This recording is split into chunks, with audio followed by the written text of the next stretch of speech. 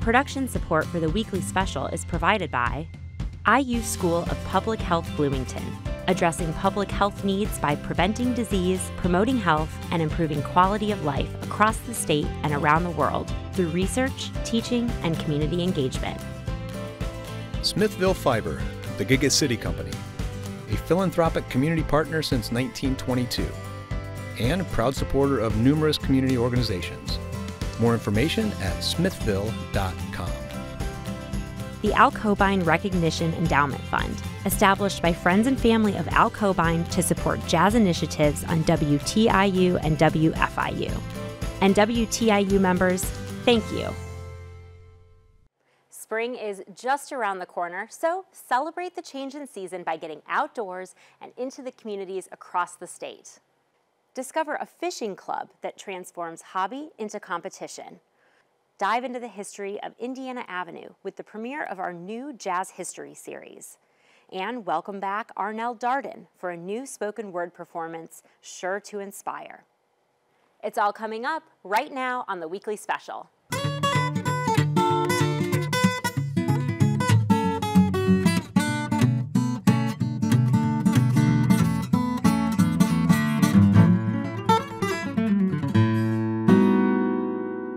Welcome to the weekly special. I'm Erica Sagone. This time of year, we are all anxious to get back outside to enjoy the sun and the warmer temperatures, especially our first guests, who are taking recreational fishing up a notch.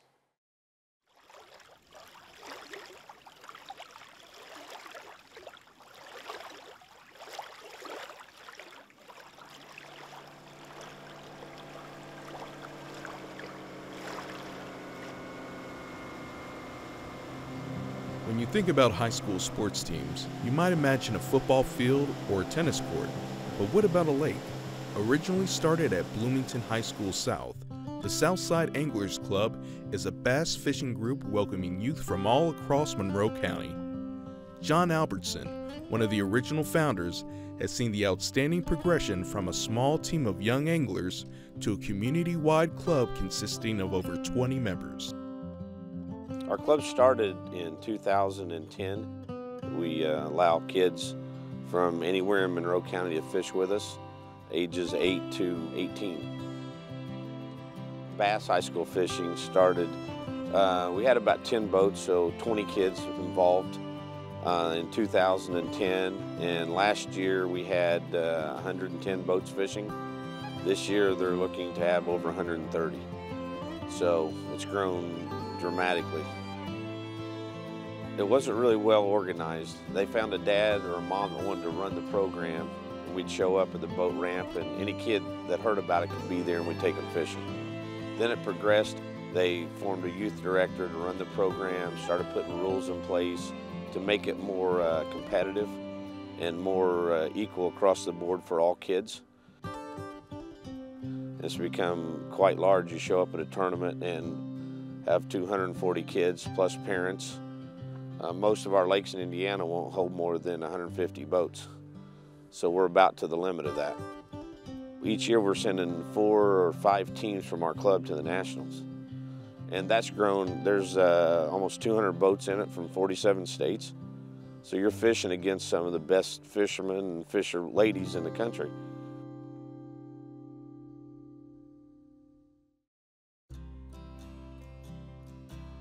While members are responsible for practicing on their own, the club holds monthly meetings to prepare for upcoming competitions. In addition, participants visit each tournament location ahead of time to fish the lake and identify prime bass hotspots. When you get to travel around and meet new people, it's just like the greatest experience, and competing with everyone around the world. We strategize by getting together with our teammates, like my partner and I, we get together and we talk about the lake and like the maps. We look at the maps and look at specific spots and then talk about the baits for that specific time. I love the launch because it's the anticipation to go out and fish. You know, you're like, we're going to do it today. We're going to get a big one. We're going to hopefully top 10 and win some prizes. And I think that launch for me is probably the best part because your adrenaline is so high at that moment. And then coming back in, if you do catch some fish, that's always a great part too. My favorite part of the day of the competition is probably catching the fish, because it just gets you pumped up about the day, and then weighing them in, get to talk on the stage in front of everybody. And you get to travel all around the world practically, and all around Indiana. I've enjoyed being a part of something from the ground floor up. We have a long way to go. I would love to see us get to that max in Lake Monroe and the other public lakes of 150 boats. You know, when we first started this, kids didn't have jerseys. They were just out there in their Carhartts and having fun. And now they're dressing as teams and showing up as a team. So there's some pride in representing their schools or their communities. And I just think that's awesome. You know, fishing allows a lot more kids to be involved. You know, a basketball team has 5 kids playing at a time. You can bring as many kids that want to go fishing. To me, that's, I think, the best part of it. Being a part of something like this is important because you meet a lot of new people and you get to travel around and see different things and get outdoors. I feel like a lot more people need to, because it's just different than doing different sports inside, because you get to see a lot more than you do and doing something indoors. I believe being a part of a fishing team or an outdoors team is important, because nowadays everything is so electronic, and I think it's good that people can get outside and do something that they love and they have a passion for, and just to grow as a person. Since this is a high school team, we can take that to college, take all of the knowledge that we've learned, and hopefully turn it into a career for some of us, but also just a pastime and to enjoy it for the rest of our lives.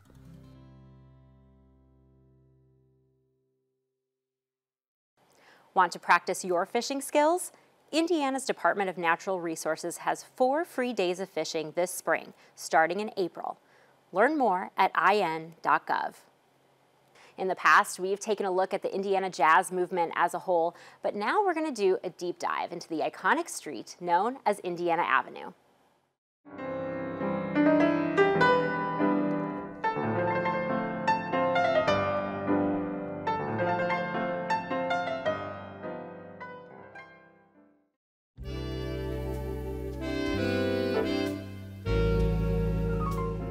In Indianapolis, a stretch of road extends from City Hospital to Ohio Street that once upon a time formed the heartbeat of the African-American community, its soul bebopping down the mile-long street and connecting the sounds of music to the people it represented.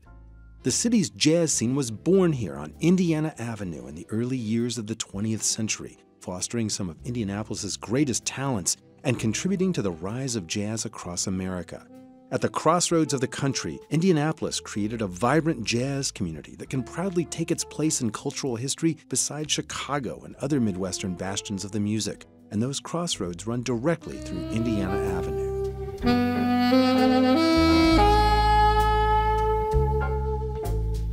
Indiana Avenue was the so-called Black Boulevard of Indianapolis, a place where African-American businesses, offices, and clubs all clustered in the era of segregation.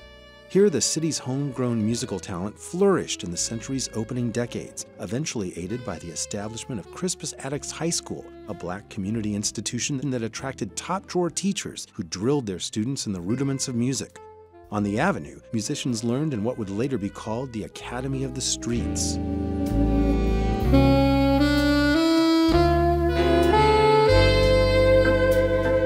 Noble Sissel was born in 1889 in Indianapolis on the east side of town, the son of a school teacher and a minister. He lived in Indianapolis for 17 years with his family until his father was called to Cleveland to preach for the Corey Methodist Episcopal Church, where the younger Sissel participated in Glee Club and was a vocalist. After his father's death, he moved back to Indianapolis and started his own orchestra. With this orchestra, he traveled to New York, Baltimore, and Philadelphia, and with U.B. Blake wrote the first black Broadway smash, Shuffle Along. As he continued to write and travel, he also scouted talent in the city, bringing local musicians to the clubs in the Avenue. Another local artist of note, born and raised in the heart of the Avenue, was Reginald Duval, a pianist and mentor to young musicians in and around the city. For several years, he performed with the Russell Smith Orchestra, establishing a reputation for musical brilliance that led to greater opportunities. He opened Madam C.J. Walker's Theater, a glamorous building that became the architectural jewel of the Indiana Avenue community on December 26, 1927, with his band Reginald Duvall's Blackbirds. Along with his performances and writing, he also played an important role in the life of the young Hoagie Carmichael, who in later years told people that he wouldn't have remembered anything related to the piano without the help of Reggie Duvall. Pianist and songwriter Leroy Carr was another Avenue star, teaming up with guitarist Scrapper Blackwell to become one of the nation's most popular blues recording acts. He wrote hit songs such as Blues Before Sunrise and Hurry Down Sunshine that became part of the modern blues repertoire. And he is credited with giving blues an urban style that influenced later vocalists such as Nat King Cole and Ray Charles. These performers frequented local venues, trying to branch out but often finding it difficult to expand their fan base. They were playing almost exclusively for African American clubs and customers, a small swath of the Indianapolis community. But as the 1920s turned into the 30s, two brothers and a new organization would get the players and the bands in front of larger audiences in Indianapolis and beyond.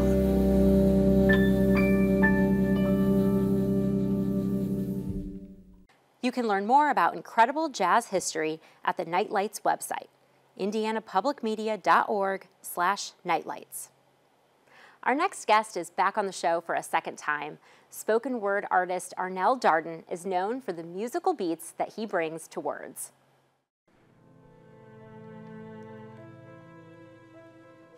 To whom life has ever knocked down, I understand. Some days feel like deep breaths in a gas chamber. Some of them feel like they'll last forever. The nights, anyway. This is for the nights where tears feel like the deep end of the pool when you were 5. The lights in your heart and head are growing dim. Your fading dreams are giving you those disappointed looks, neglected like a third ward orphan after Katrina. No one seems to be looking for you.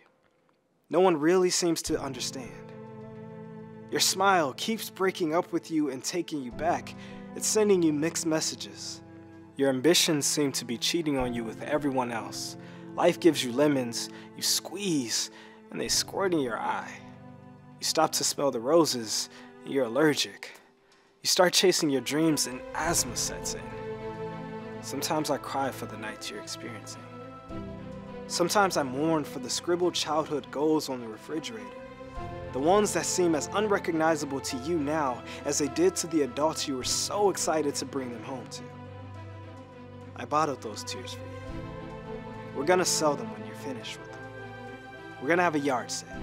Regrets, fears, pains, insecurities, broken friendships, bad relationships, they're going on the lawn. Maybe then, when someone walks by, they'll show some interest. But we're letting them go. We're letting them all go. Because today we realize something. These days won't last forever. They may not always be sunny or funny or happy. They're the only ones we get. So grab them by their ankles and tickle the soles of their feet until they wet their pants. Take those lemons and bite into them. I know, it's not a smile, but it's close. Take those roses and give them to her. Finally. And chase your dreams. For the days that feel like deep breaths in a gas chamber, remember, for every win, we may fail. But make today the day that you finally exhale. The Players Pub, located in Bloomington, Indiana, hosts a monthly spoken word show. For more information and upcoming dates, visit their website, theplayerspub.com. Well, if you're itching to get out and about, we cannot recommend Taltree Arboretum enough. And every year, around this time, some very special visitors return. In 1997, discouraged by continuing urbanization, Damian and Rita Gabus developed a plan to reclaim and restore local farmland into a public park where people could relax, learn about native ecology, and find inspiration. After the Civil War, this area in particular and around Valparaiso and Porter County was farmed. The wetlands had been drained, the trees had been cut down, and so they saw really a need for a green space to be preserved. They started with 72 acres and grew it to the 330 acres that it is today. The foundation planted prairie on 30 acres, creating the park's first trails, and planted 7,000 trees during reforestation efforts. Today, Taltree features over 100 different species of oak trees from around the world.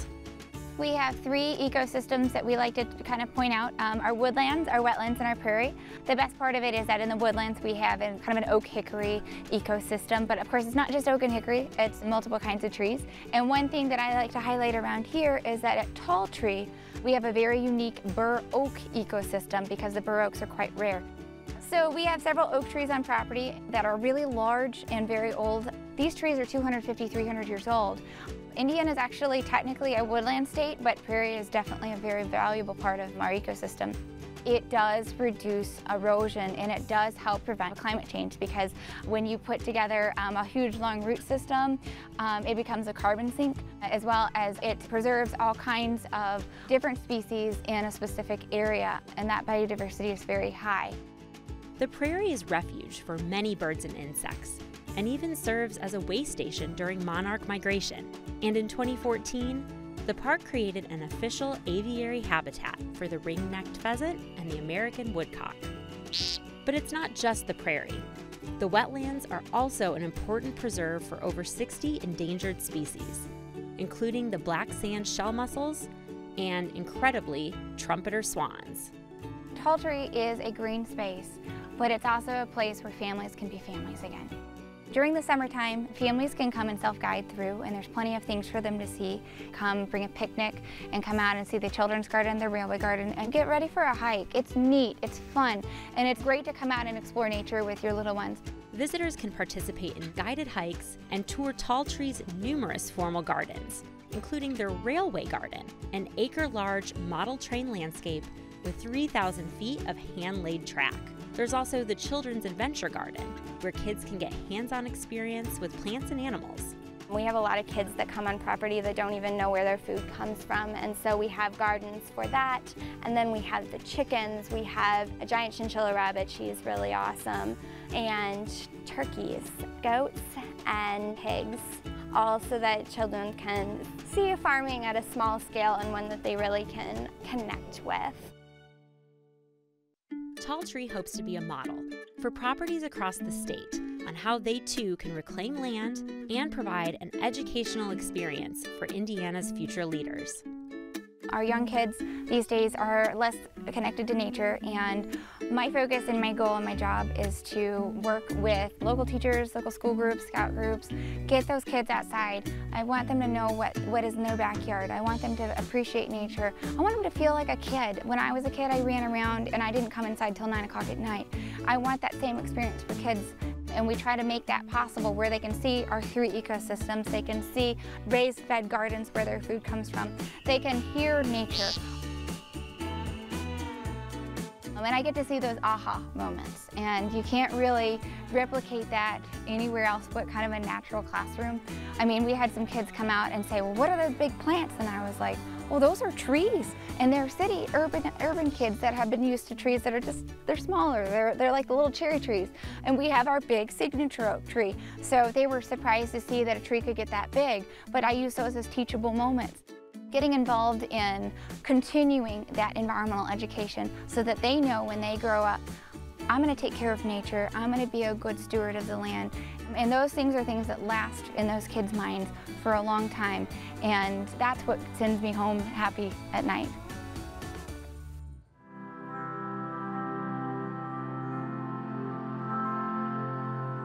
The trumpeter swans were introduced to Taltree in 2012. We knew that the bird was really endangered at one time. We have this great windows to the wetland here, and we thought it would be great to get a pair of pinioned swans and actually work with the Trumpeter Swan Society and help repopulate the species.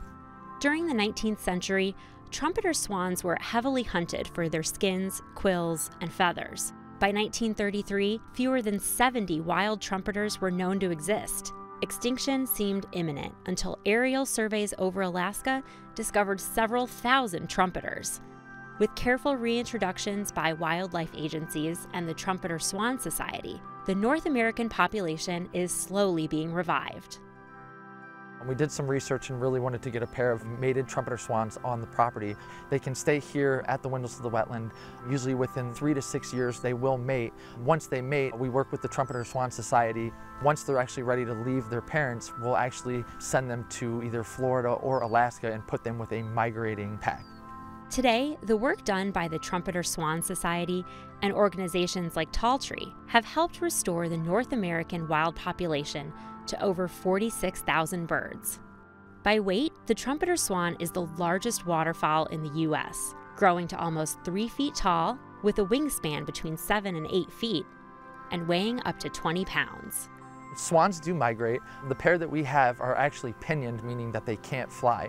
So, of course, we're constantly looking after the safety for them. So, every day we come out, we make sure that the swans are here. They actually stay on this island, and they sleep on the island at night. This actually protects them from any predators. Of course, in the wintertime, the wetlands freezes, and any predators could walk over onto the island, and something could happen to them.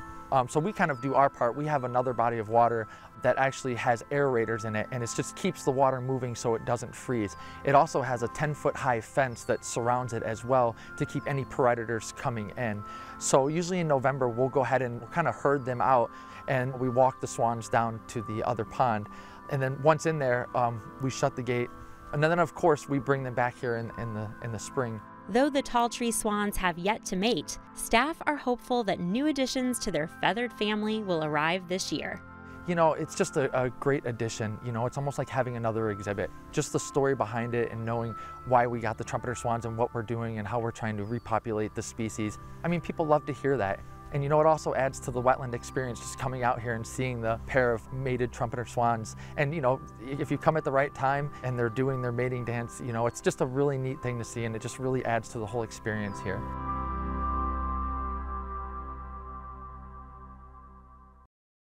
Taltree has numerous events throughout the season, including classes and outdoor performances.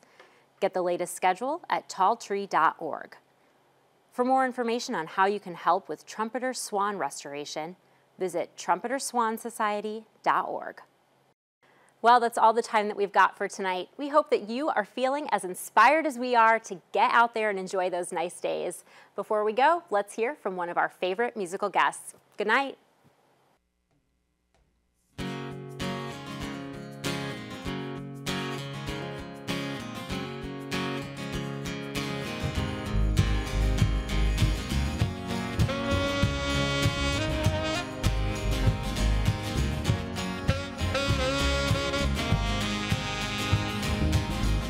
Piled in a Honda, full wide and back, megaphone out the window, pulling over cars.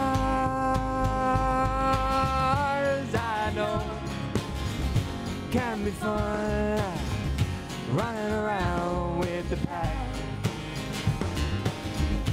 We were a pack of dogs running around wild, shaking like junkies, adrenaline in our hands, naked down the backstretch at the football game.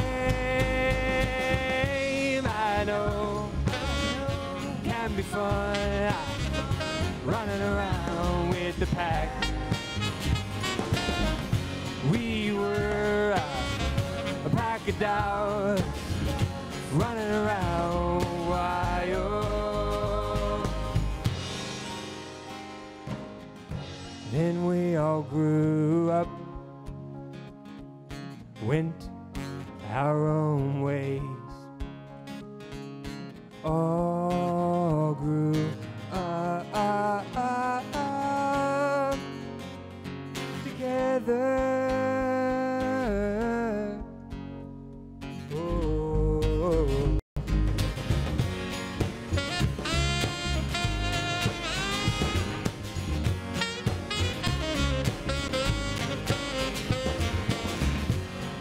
know can be fun. Running around with the pack. We were a pack of dogs running around wild.